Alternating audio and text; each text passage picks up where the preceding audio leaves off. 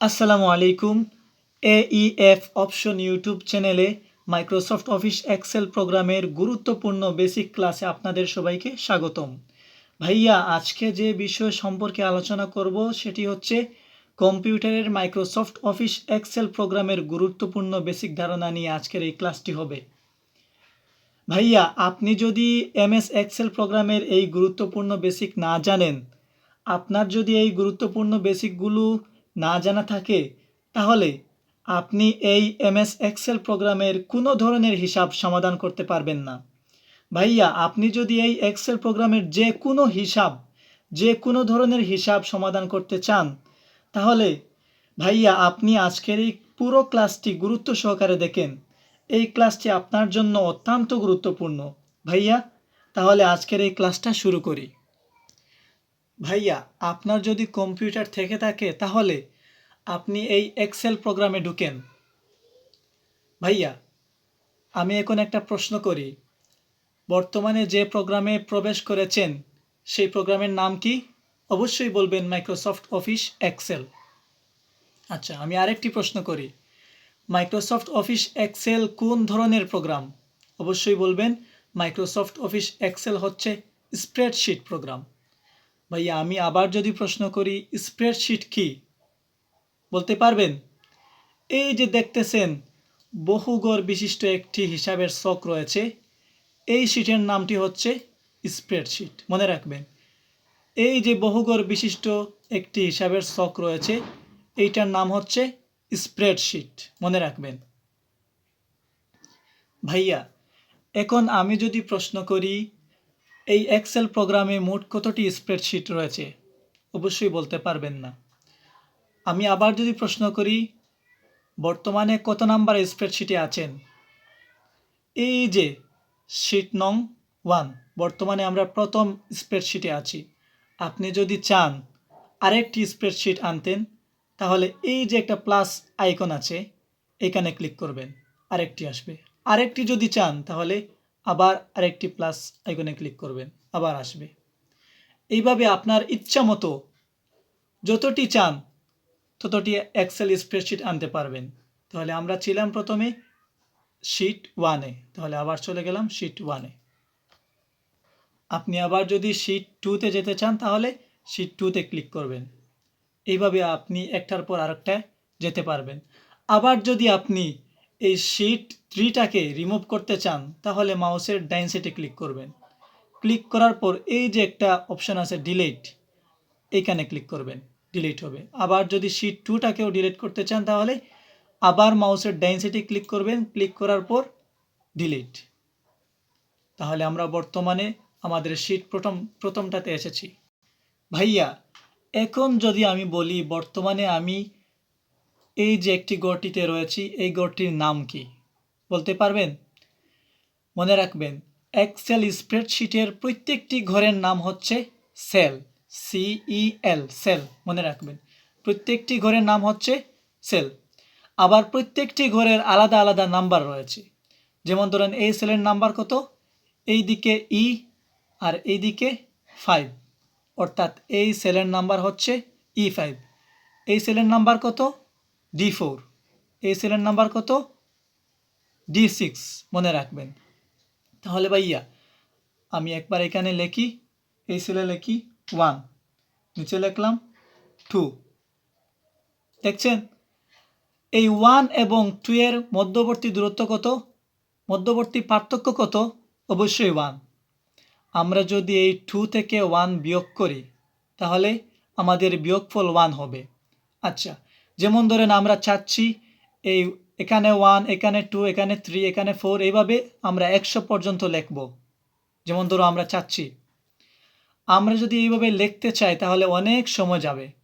আপনি যদি শর্টকাটে লিখতে চান তাহলে প্রথমে একটা লিখবেন, যেমন ধরেন 1, তারপর 2, এইভাবে 2টা লেখার পর আপনি এইভাবে ক্লিক করে ধরে মাউসের বাম সাইডে ক্লিক করে ধরে এইভাবে নিচের দিকে আনবেন, 2টা সিলেক্ট করবেন। সিলেক্ট করার পর এই যে একটা ছোটো আইকন আছে, এখানে মাউস পয়েন্টার যাওয়ার পর ওই যে প্লাস আইকনে পরিণত হয়েছে, এইভাবে প্লাস আইকনে পরিণত হওয়ার পর আপনি এখানে মাউসের বাম সাইডে ক্লিক করে চেপে ধরে নিচের দিকে টানবেন।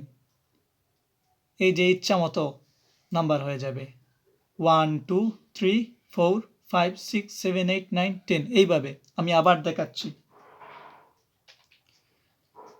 আপনি যদি সিরিয়াল মতো লিখতে চান তাহলে প্রথমে যে কোনো দুইটা অক্ষর লিখবেন, যে কোনো দুইটা নাম্বার লিখবেন। যেমন ধরুন 1 2 এভাবে লিখছি। তারপর এই দুইটা নাম্বার এইভাবে সিলেক্ট করবেন। মাউসের বাম সাইডে ক্লিক করে ধরে রেখে এইভাবে সিলেক্ট করবেন। সিলেক্ট করার পর এই যে একটা ছোটো আইকন আছে, এই একবারে ডাইন সাইডের নিচের কর্নারে এই ছোটো আইকনে ক্লিক করে ধরে রেখে নিচের দিকে টানবেন।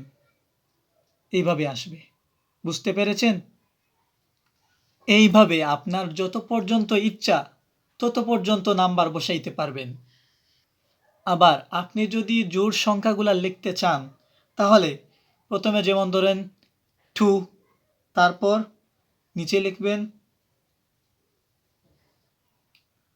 4, এইভাবে দুইটা সংখ্যা লিখবেন। লিখার পর এইভাবে আবার সিলেক্ট করবেন। সিলেক্ট করার পর এই যে আইকনটাতে ক্লিক করে চেপে ধরে নিচের দিকে আনবেন। এই যে 2 4 6 8 10 এইভাবে মাঝখানে পার্থক্য 2 রয়েছে।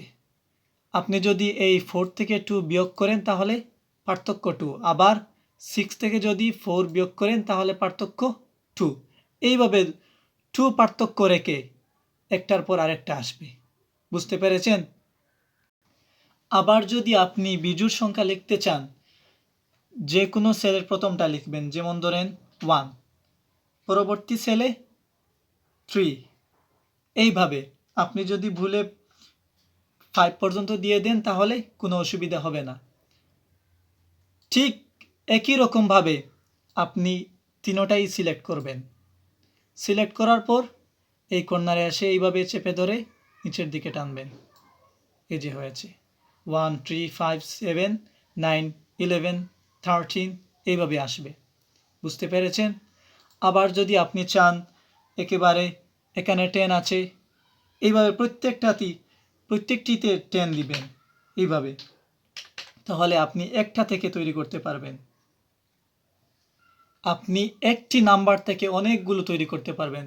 যেমন ধরেন এখানে 10 লিখেছেন, তার পরবর্তী যতটা সেল আছে ততটি সেলে 10 হবে। এইভাবে যেমন ধরেন চেয়েছেন, তাহলে এই যে ছোটো আইকন আছে এখানে ক্লিক করে চেপে ধরে নিচের দিকে টানবেন। এই যে এইভাবে আসবে। বুঝতে পেরেছেন? যেমন ধরেন আপনি যে কোনো সংখ্যার নামতা লিখতে চাচ্ছেন, যেমন ধরেন 5-এর নামতা লিখতে চাচ্ছেন, প্রথমে 5 লিখবেন, পরবর্তী সেলে 10 লিখবেন এইভাবে। তারপর এই দুইটি 5 এবং 10কে সিলেক্ট করবেন। সিলেক্ট করার পর এই ছোটো আইকনে ক্লিক করে ধরে রেখে নিচের দিকে টানবেন। এইভাবে নামতা হয়ে যাবে। 5 10 15 20 25 30 35 40 45 এইভাবে আসবে। বুঝতে পেরেছেন? এই জায়গায় মনে করেন একটি নাম লিখেছেন, তারপর আপনি যেমন ধরে চাচ্ছেন এই প্রত্যেকটি সেলে এই সেলের প্রত্যেকটি সেলে এই নামটি হবে। এই অবস্থায় আপনি এই ছোটো আইকনে ক্লিক করে চেপে ধরে আপনি নিচের দিকে টানবেন। এইভাবে এই নামটি আসবে। বুঝতে পেরেছেন? আবার আপনি যদি এই নামটির পরে এখানে যদি অন্য একটি নাম লিখেন, যেমন ধরুন ফাহাদ, ফাহিম, আপনি যদি এই দুইটাকে সিলেক্ট করেন, সিলেক্ট করার পর এইভাবে টানেন, তাহলে এই দুইটি নাম পরপর আসবে। বুঝতে পেরেছেন? ফাহাদ ফাহিম এইভাবে আসবে। আবার আপনি যদি ধারাবাহিকভাবে 12 মাসের নাম লিখতে চান, যেমন ধরেন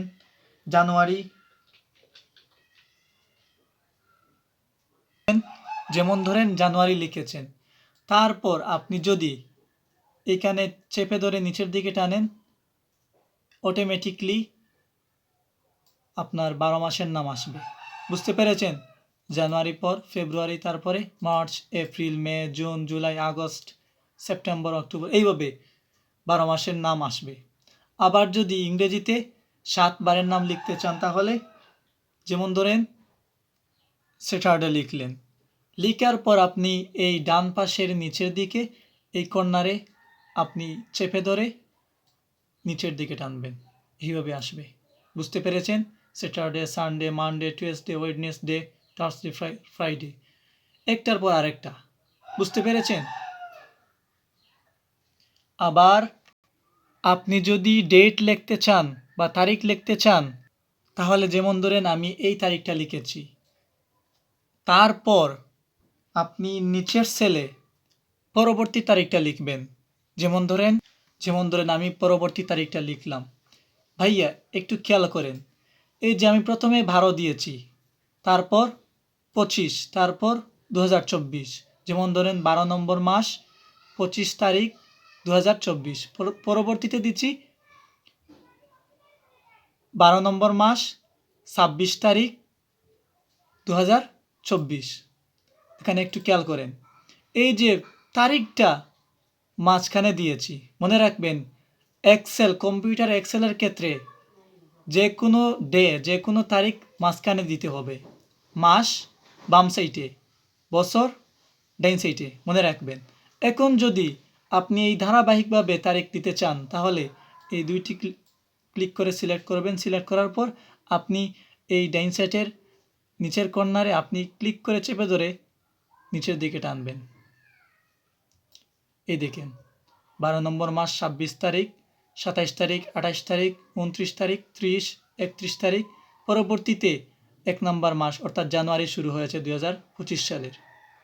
এইভাবে বুঝতে পেরেছেন? তাহলে ভাই আজকে কি শিখলেন একটু দেখেন, মনে রয়েছে কি আপনার? আজকে কি শিখেছেন?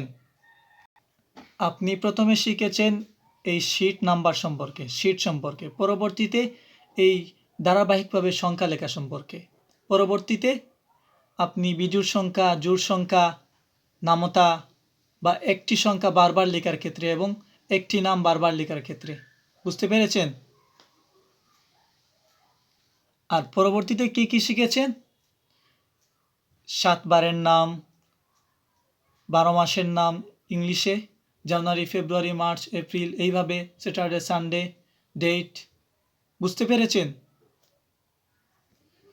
তাহলে ভাইয়া আজকের ক্লাসটা এখানেই সমাপ্তি। ভাইয়া পরবর্তীতে আমি একটি গুরুত্বপূর্ণ ক্লাস নিয়ে আসছি। এক্সেল প্রোগ্রামে কিভাবে যোগ করতে হয়, কিভাবে বিয়োগ করতে হয়, কিভাবে গুণ করতে হয়, কিভাবে ভাগ করতে হয় এবং কিভাবে সর্বোচ্চ সংখ্যা বের করতে হয় এবং কিভাবে সর্বনিম্ন সংখ্যা বের করতে হয় এবং কিভাবে গড় বের করতে হয়, কিভাবে গণনা করা হয়, এগুলো নিয়ে একটি ক্লাস নিয়ে আসবো পরবর্তীতে আপনাদের জন্য। ভাইয়া আপনার যদি এই ভিডিওটি ভালো লেগে থাকে তাহলে একটি লাইক করবেন। ভাইয়া আপনি এই এক্সেল প্রোগ্রামটিকে যদি আপনার কাছে পানির মতো সহজ করতে চান তাহলে ভাইয়া আপনি এই AEF অপশন ইউটিউব চ্যানেলটি সাবস্ক্রাইব করে রাখবেন। আমি আপনাদের জন্য ধারাবাহিকভাবে সব ধরনের হিসাবের ভিডিও এই চ্যানেলে আপলোড করে রাখব। ব্যাংকিং হিসাব, যে কোনো কোম্পানির হিসাব, স্কুল, কলেজ, মাদ্রাসা এবং বিভিন্ন শিক্ষা প্রতিষ্ঠানের হিসাব এই চ্যানেলে আপলোড করে রাখব। ধন্যবাদ। আসসালামু আলাইকুম।